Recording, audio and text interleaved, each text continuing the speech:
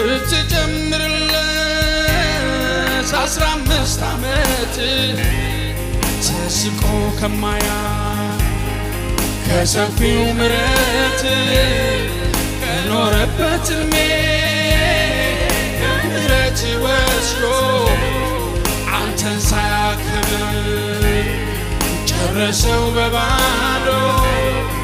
እኔ ግን ገብቶኛል የቃልህ እውነት ለካም ብዘምረው ባንተ ምሕረት መሐሪነትህን እዘምረዋለሁ በጉልበቴ ሳይሆን በምሕረት ኖራለሁ። እንዴት ታላቅ ነው! እንዴት ታላቅ ነው!